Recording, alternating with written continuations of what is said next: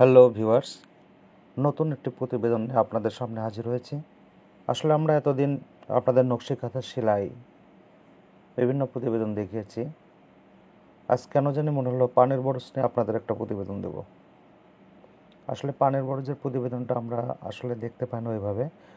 অনেকে পান খায়, খুব পছন্দ করে, কিন্তু জানে না যে পানের বরজটা আসলে কেমন, পান গাছটা কেমন।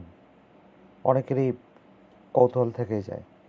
তাই আজকে আমি পানের বরজ নিয়ে ছোট্ট একটি প্রতিবেদন করতেছি। তো এই ছোটো একটি প্রতিবেদনে পানের বরজের পরিচর্যার একটি ধাপ আপনাদেরকে দেখাবো।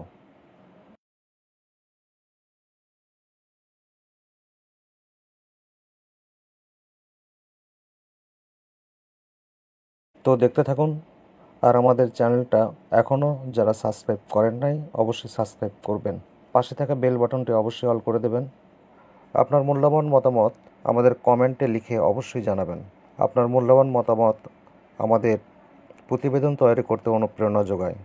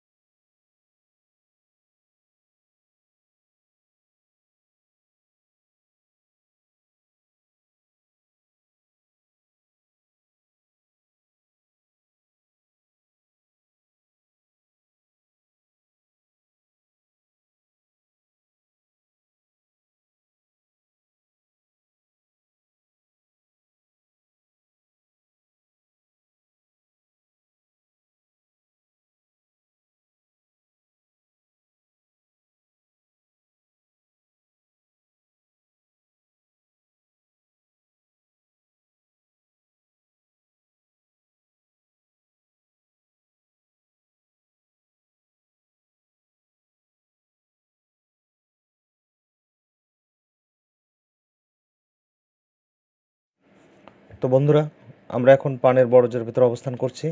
আসলে পানের বরজটি এত সুন্দর পরিপাটি, সব কিছু গোছালো এবং সাজানো।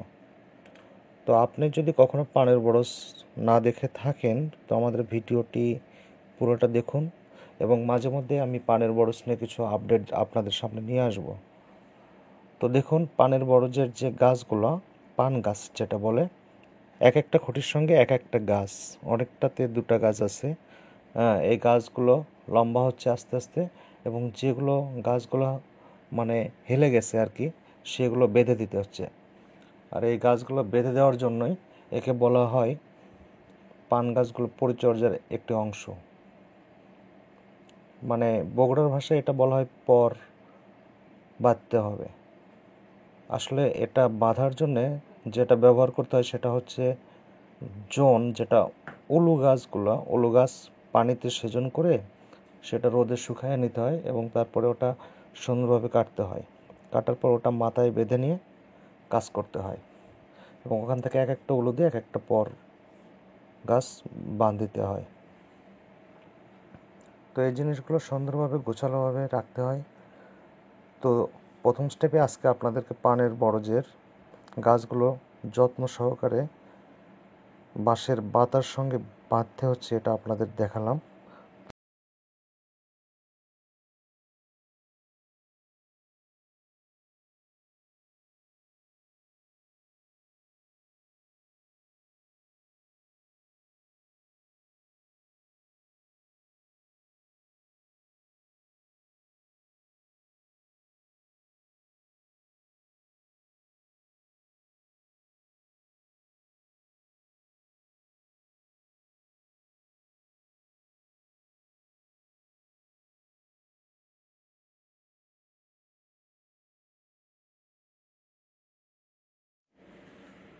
তো বন্ধুরা, আজকে আপনাদেরকে পানের বরজের ফুটেজ দেখালাম ওয়ান পার্ট। দ্বিতীয় পার্টে আপনাদের অন্য কাজ দেখাবো।